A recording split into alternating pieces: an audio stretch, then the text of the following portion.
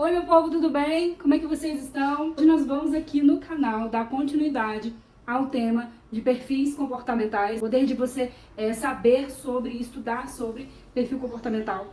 Assiste a primeira parte do vídeo, o link vai estar aqui na descrição para você entender melhor sobre o que nós vamos falar hoje. Mas para dar uma recapitulada, a gente falou no vídeo anterior, na parte 1, sobre como a gente deve aplicar um assessment, qual o contexto que a gente pode aplicar o relatório de perfil comportamental, o que a gente não deve fazer ao estudar sobre perfis comportamentais, quais as vantagens da gente conhecer sobre perfil comportamental. Se você está buscando desenvolver seu autoconhecimento, ser um líder melhor, vender mais, desenvolver uma comunicação mais eficaz, fique aqui até o final desse vídeo, porque esse vídeo é para você. Primeiro vamos falar sobre o que é o CIS Assessment, que é o relatório que eu aplico, inclusive se você quiser saber mais sobre o seu perfil, sobre o perfil do seu time, do seu cônjuge, do seu filho, escreve aqui, manda uma mensagem que a gente entra em contato com você e faz o relatório e aplica o relatório e te dá a devolutiva também. O relatório que eu aplico é o CIS Assessment. O CIS Assessment é um software que foi criado em 2013 para mapeamento, e análise de perfil comportamental. Ele é baseado na metodologia DISC do William Marston, que apresenta os tipos psicológicos do Carl Jung e de valores do Edward Springer. E aí por isso que ele é um relatório mais completo, porque ele aborda não só a psique, quanto comportamentos e valores. Qual é o grande objetivo do CIS Assessment, do perfil comportamental? Aumentar a sua desenvolvimento pessoal, aguçar a sua capacidade de tomada de decisão, especializar seus pontos fortes, reconhecer os seus pontos de melhoria e aumentar a sua performance pessoal e profissional. Hoje, dentre essas 6 metodologias utilizadas no CIS Assessment, hoje especificamente nós vamos falar sobre os fatores DISC. São 4 fatores DISC: dominante, conforme, estável e influente. E hoje eu vou apresentar para vocês esses 4 perfis, esses 4 fatores DISC. Mas é importante a gente ter em mente que todos nós temos um pouquinho desses 4 fatores. Cada um de nós, a gente tem uma predominância em um desses fatores, mas não existe uma pessoa ser zero em algum deles. Ela pode ser muito baixa, mas não zero. Então a pessoa sim pode ter uma combinação de dominância com conforme, por exemplo, ela pode ser influente e estável, ela pode ter 3 fatores. Eu, por exemplo, sou dominante, conforme e estável, nessa ordem: dominante mais forte, depois o conforme, depois o estável. Ou a pessoa pode ter um único fator como predominância. Para ser predominante tem que ser acima de 50, a partir de 51 já é considerado como fator de predominância. Vamos começar falando dos dominantes. O primeiro fator é o fator dominância. Ele é o fator do controle, da predominância, da assertividade. Ele indica muito como que você lida com os desafios e com as adversidades. O dominante, ele costuma ser visto pelas pessoas como intolerante. Raiva é a sua emoção predominante. O que motiva um dominante é o poder e o desafio. Possui uma comunicação direta e objetiva. Na empresa, o seu maior valor que ele tem para agregar, de maior habilidade, é o comando e a iniciativa. O dominante, ele costuma ser racional e rápido para a tomada de decisão. O fator influência é o fator da comunicação, da persuasão, da sociabilidade. Ele indica como que você lida com as outras pessoas, como que você as influencia. Normalmente você é visto pelas pessoas como sociável. O otimismo é uma emoção forte. O seu motivador é reconhecimento social. O influente, ele tem uma comunicação mais informal e pessoal. Para a empresa, o seu grande valor é a sua habilidade de negociação e criatividade. O influente, ele costuma ser visto como emocional e rápido na sua tomada de decisão. Fator estabilidade é o fator do equilíbrio, da constância, da estabilidade, da empatia, da lealdade. Esse fator, ele indica como que você lida com as mudanças e estabelece o seu ritmo. Estáveis normalmente são vistos pelas pessoas como previsíveis. A apatia é uma emoção forte para o estável. Segurança é o seu motivador. O estável, ele tem uma comunicação mais suave e empática. Para a empresa, seu grande valor é a sua habilidade de planejamento e cooperação. Quando ele vai tomar uma decisão, o estável, ele costuma ser emocional e demorado. Fator conformidade. É o fator da estrutura, do detalhe, do fato. Ele age de acordo, ele é conforme. Esse fator, ele indica como que você lida com regras, com procedimentos. Normalmente o conforme é visto pelas pessoas como crítico, é uma pessoa crítica. Medo é uma emoção forte do conforme. O conforme, ele precisa de ter a informação, de estar de acordo com as regras, com os altos padrões. Os altos padrões é um seu motivador. A comunicação do conforme é formal e mais específica. O conforme, ele agrega valor para a empresa com a sua atenção aos detalhes e a qualidade na sua entrega. Quando ele vai tomar uma decisão, o conforme, ele costuma ser racional e demorado. Bom, dei uma breve introdução de cada perfil do dominante, do influente, do estável, do conforme.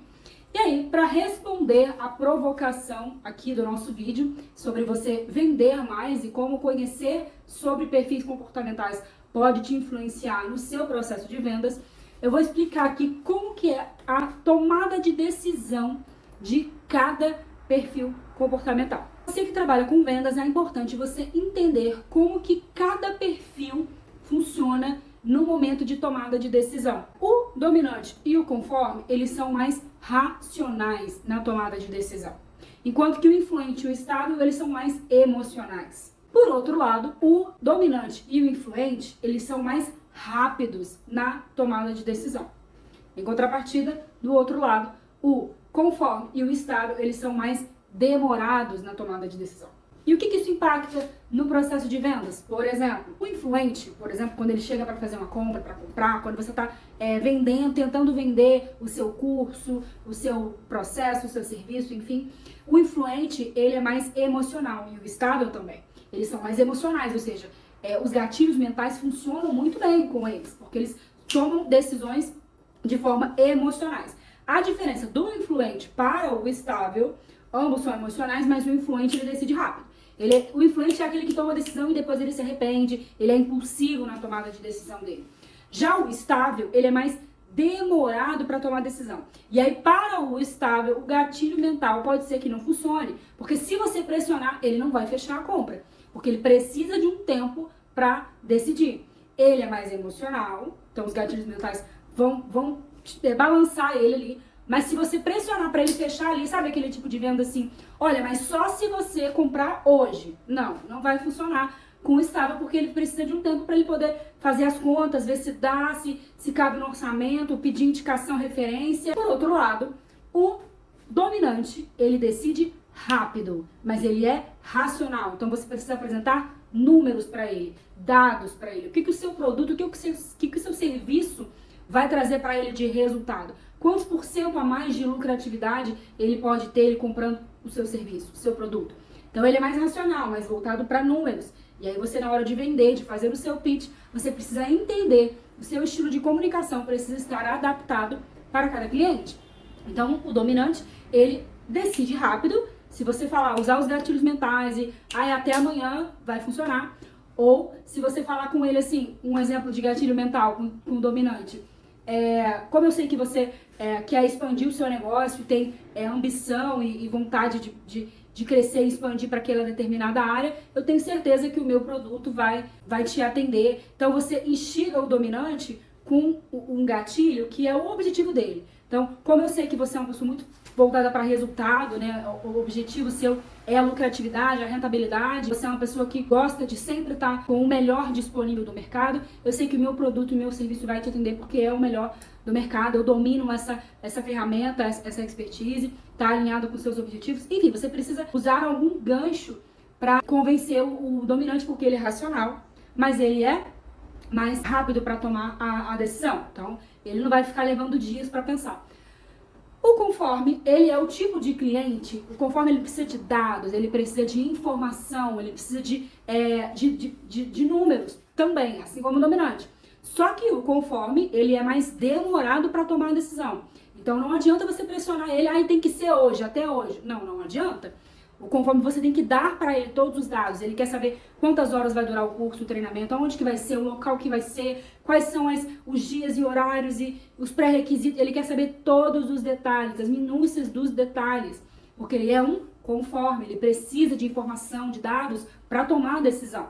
E aí o conforme é aquele que você já sabe que você tem que investir mais num portfólio bem elaborado, bem trabalhado, num pitch de vendas mais completo e robusto em termos de números, de dados e informações, mas não adianta você pressionar ele, porque ele é diferente do dominante, que decide rápido. Ele, tendo todas as informações ali, ele vai pensar e vai tomar a decisão no tempo dele um pouco mais demorado. Então isso é um pouquinho, uma pincelada de como você conhecer sobre os 4 perfis pode te ajudar no seu processo de vendas também, na empresa, dentro das organizações também. Dentro das organizações, a gente está se vendendo o tempo inteiro. Quando você vai defender um projeto, um orçamento de um projeto, você precisa de se vender. Então você precisa saber qual é a pessoa que está do outro lado ali conversando com você. Qual é o perfil dela, né? Se ela é um conforme, se ela é um influente. Então é importante você entender quem é a pessoa que está do outro lado, que está negociando com você. E aí, trazendo para a realidade prática, você pode sim aplicar o relatório quando você vai, por exemplo, vamos supor que você vai fazer um atendimento, um serviço. Você pode pedir para o seu cliente preencher o relatório antes da consulta, da sua sessão com ele, por exemplo. Porque aí você vai adaptar a sua comunicação, o seu pitch de vendas, a forma como você vai se apresentar, dependendo do perfil dele. Então você pode, inclusive, por exemplo, pedir o seu cliente para fazer o relatório. Você pode compartilhar o relatório com ele, não tem problema. Você não vai dar uma devolutiva do relatório para ele, já que você não é um analista, né, de perfil comportamental. Mas o relatório vai te ajudar a se apresentar e se preparar melhor para o seu cliente, porque você vai estabelecer uma comunicação mais aderente com o perfil dele. Ficamos por aqui hoje. No próximo vídeo nós vamos falar mais a fundo, vamos aprofundar em cada um dos perfis. E aí nós vamos entrar mais no detalhe mesmo. Espero que você tenha gostado. Curte aqui se você gostou, dê o seu like, isso me ajuda. Se inscreva no canal, ativa os sininhos para você receber as notificações toda vez que eu postar aqui o vídeo. Um beijo!